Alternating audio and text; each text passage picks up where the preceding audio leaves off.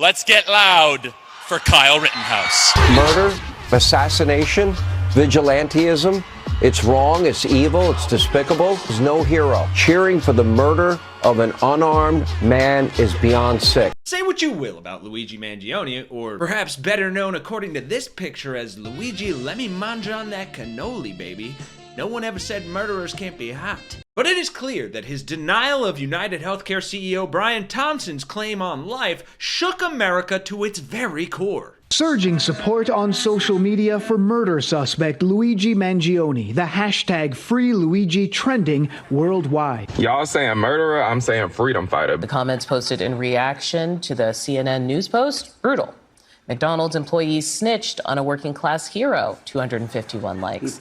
I hope someone creates a GoFundMe for his legal defense. Not all heroes wear capes. Some wear backpacks. Does he need someone to corroborate his alibi? Because I got him. Yes, these horrible comments should never be repeated. And now let me read all of them slowly on national television. Regardless how you feel about his actions and their consequences, like causing Americans to think for 5 seconds that maybe the class war is more important than the culture war, this video is not to make you feel good or bad about what he did, though I will be ravenously devouring those interactions in the comments, but rather to explain the breaking news about how prosecutors might be breaking their own case against Mangione. In fact, one legal expert went so far as to argue that Luigi's prosecutors, the ones trying to give Mangione the CEO penalty, might actually be risking full acquittal after their first major mistake in his prosecution. Intriguing? I thought so too. So smash that like button and make sure you're a subscriber for more coverage like this from Really American, and let's dive on in. Starting with the part that is glaringly staring us in the face that hardly anyone seems to be talking about, which is,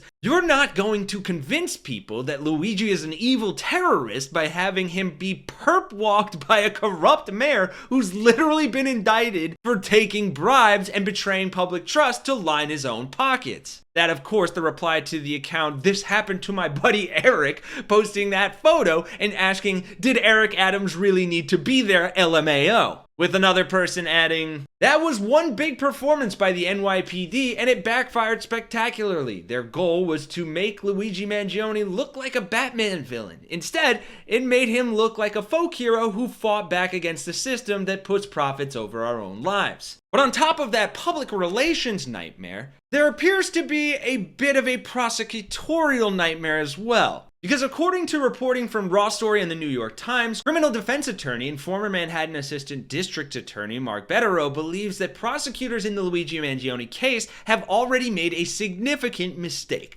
In an editorial published by the New York Times, Betterow argues that adding terrorism-related charges to the Mangione prosecution was a significant error that could jeopardize what should have been a straightforward murder conviction in the killing of United Healthcare CEO Brian Thompson. He argues by complicating a simple case, Bragg has increased the risk of acquittal on the most serious charge and a hung jury on any charge. Since Mr. Mangione is already being celebrated by some as a folk hero because of his rage against the American healthcare system, the terrorism charge, which alleges that Mr. Mangione intended to intimidate or coerce a civilian population, influence the policies of a unit of government, and, quote, affect the conduct of a unit of government, almost certainly will turn the case into political theater. Which is especially interesting considering that Mangione did allege that he was thinking about using a bomb to do the unaliving of the CEO, but said that he decided against it because he didn't want anyone else or anyone he deemed innocent to be hurt as well. Mark goes on arguing that convicting Mangione on terrorism-related charges is already difficult enough given precedents set by New York appellate courts, then arguing that there is already evidence that could exonerate the alleged CEO killer from this particular charge. Saying the evidence appears to suggest that Mr. Mangione was bent on assassinating Mr. Thompson rather than intending, quote, to sow terror, as Mr. Bragg alleged in his news conference unsealing Mr. Mangione's indictment. Mr. Mangione's notebook reportedly says that he planned a targeted assassination because he did not want to risk innocence. So while this statement incriminates Mr. Mangione as a murderer, it appears to undermine the terrorism charge. And get this, he also believes that forcing jurors to focus on Mangione's objections to the American healthcare system could make them more sympathetic than they would have otherwise been. Ultimately wrapping up by saying, by turning Mr. Mangione's supposed intent into a central element of the trial, they invite juror nullification, in which jurors ignore their instructions to focus on the facts and instead let their points of view influence their verdict, leading to a hung jury, if not a full acquittal. So that is the story thus far, and as always, this is where I will pass the question off to you. What are your thoughts on this? A, from whether or not, just from a moral perspective, you think that Mangione should be charged with terrorism counts and if that was his intention or not. And then two, do you agree that this has a chance of ruining the prosecution's case and leading to a hung jury or an acquittal? And then perhaps most controversial of all, how would that make you feel if he was acquitted or there were a hung jury? Are you in support of that? Are you in against that? Why or why not? Let me know in those comments down below. Make sure you subscribe for more reporting from Really American. And for Really American, I'm Kenny Hesse, and I'll see you guys in the next one. Violence is never the answer. Exactly.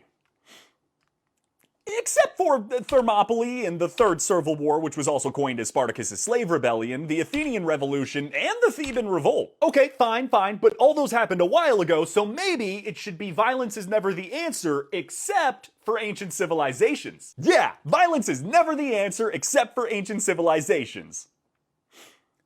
And the French Revolution and the Russian Revolution and the American Revolution, you know, actually pretty much every revolution ever required a lot of it. And in fact, our entire country was basically founded on the idea that it was the answer. Okay, fine. Violence is never the answer except for ancient civilizations and revolutions. Yeah. And... oh, okay, I think we finally got it, right? Violence is never the answer except for ancient civilizations, modern-day civilizations, basically any civilization in between, revolutions achieving democracy, stamping out fascism and or dictatorship, civil rights, labor laws, child labor laws, fair wages, freedom of speech, freedom of religion, the ability to unionize, and in self-defense. Does that seem like we got everything? You know, I'm starting to think it might be the answer. No, violence is not the answer, and we do not condone or support it. But historically, it has worked pretty well. For anyone that sympathizes and empathizes with a murderer, that is completely upside down in our American society. There are people that need to reevaluate their inner soul and their moral compass. Yeah. There is nothing acceptable to me about that. Wackos are treating suspected killer as a folk hero. Actual praise for the murder itself. To sympathize with them, it's just disgusting. You know, they have a Bonnie and Clyde syndrome in the DSM-IV in psychiatric treatment, and that's when some people are enamored by criminals. You don't have the right to go out and kill somebody and take, vigilante justice into your hands. So I think it's really disturbing to people across the country as they tune in and hear, people excited and saying there's joy from this. I think it's really concerning.